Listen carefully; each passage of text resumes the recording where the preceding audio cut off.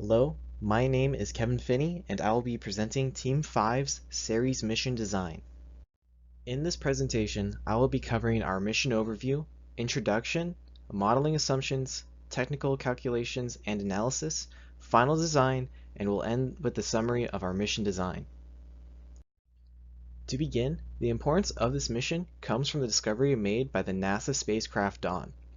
Dawn observed that there might be an internal ocean inside Ceres, which may contain valuable information for research purposes. The goal of our mission is to retrieve a quality sample from the surface of Ceres and return it back to Earth within the time frame of 15 years from our initial launch date. To do so, we will be using MATLAB, FreeFlyer, and other tools to achieve our goals. In our team's mission overview, we have listed the following requirements of our mission, our approach to solving our requirements, if we have met the requirements with our design, and to what degree we have completed the mission requirements. Of the first 6 requirements, the most important ones that we emphasize is 3. The v-infinity at Earth's sphere of influence of the return trajectory should be less than 10 kilometers per second to ensure a feasible Earth entry trajectory. Our approach to solving this was that in our calculations, we excluded any results that are greater than 10 kilometers per second. And in our final design, our max v-infinity for Earth was 5.627 kilometers per second, which is underneath the 10 kilometers per second threshold. 4, which is due to thermal considerations, the spacecraft cannot travel below 0.6 astronomical units with respect to the Sun. Similar to how we solved 3 in our code, we excluded any results that were less than 0.6 AU from the Sun. Our degree of completeness for that one was that our trajectory was greater than 0.6 astronomical units at all times. And then lastly for the slide, 5 was also considered to be important. The landing site reconnaissance orbit around Ceres must be near polar, sun-synchronous, and near 50-kilometer orbit altitude above the landing site. Our approach to solving this, once again, was to restrict our code to solve for the given limitations. Our degree of completeness for that was that our inclination was 90.3 degrees at around 50 kilometers to achieve those requirements.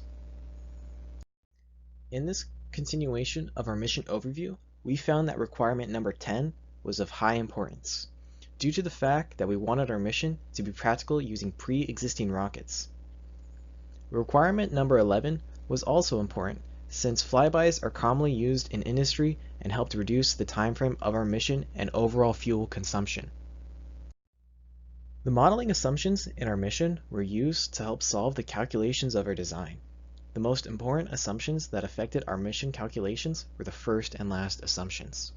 Gravity of planets and objects are all constant and measured at the surface.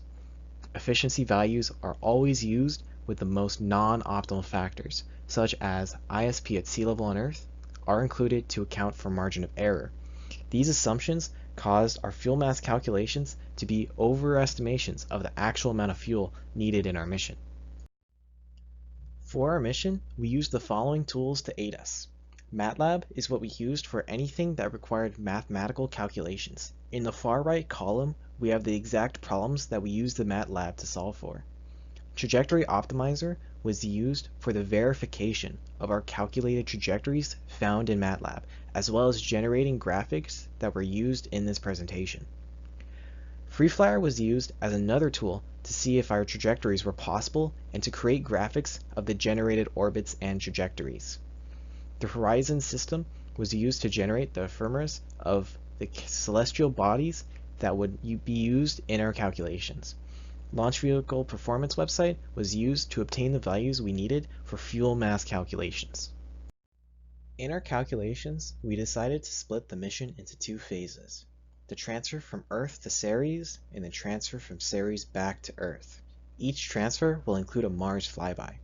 Listed, we have the date of each event and the velocities.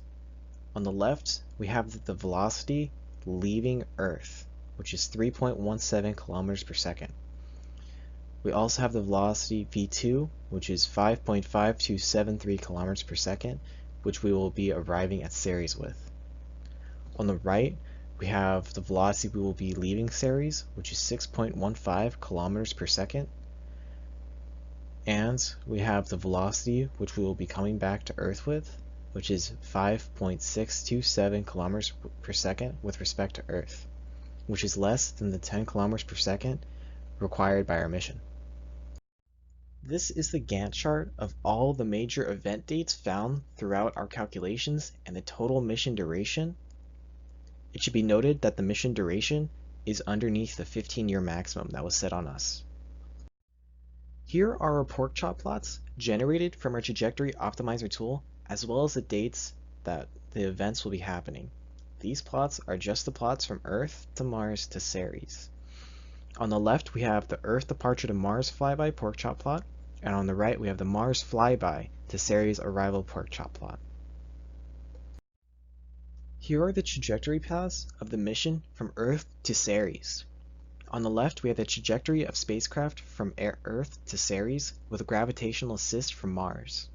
On the right, this is a close-up image of Mars as we perform the gravitational assist to get us to Ceres.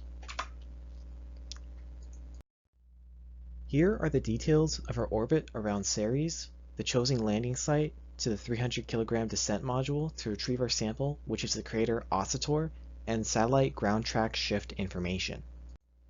Our orbit will be sun-synchronous with an inclination of 90.3 degrees. We will have a 50-kilometer radius above the surface. It will be near polar, and its time of flight and orbit around Ceres will be 918 days. In the graphic on the bottom right, we have highlighted the crater relative to the entire body. Similar to the pork chop plots from Earth to Ceres, these ones are from Ceres back to Earth. These pork chop plots are from the optimizer tool, but the values we used to generate the pork chop plots were found using MATLAB. On the left, we have Ceres departure to Mars flyby pork chop plot.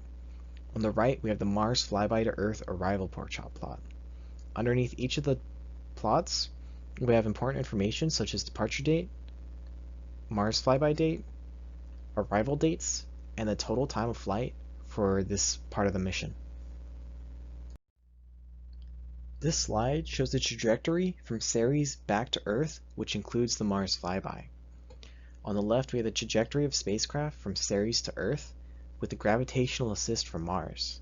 On the right, we have a close-up of Mars gravitational assist of the Ceres to Earth trajectory. For the given mission design, the optimal launch vehicle to complete our requirements is a Delta IV Heavy.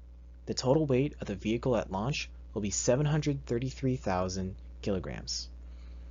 The leftover fuel from the mission of our spacecraft was found to be 1,124 kilograms. We have listed the stage, the description of each stage, the ISPs, the fuel maximum that they are capable of, and the fuel required in the tables below.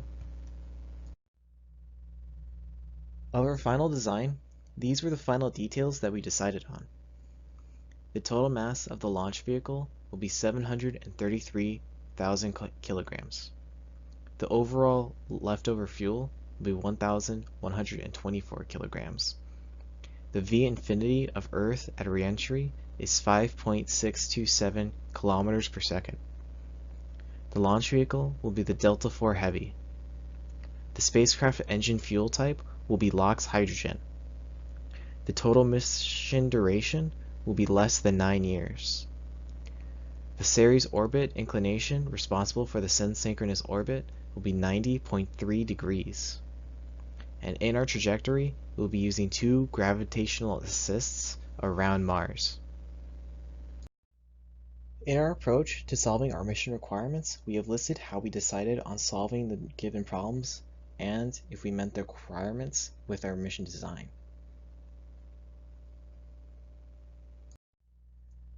In the continuation of our summary, we have listed the mission requirements, our approach to solving them, and if we have met the requirement. Of the requirements, we found 11 to be the most difficult due to the calculations involved. We were able to manage this, however, by finding what planets could be used in our assist and try to incorporate them to help save fuel and time. This concludes the presentation, and the rest of the slides are our code that we used to solve the numbers in our presentation. Thank you for your time.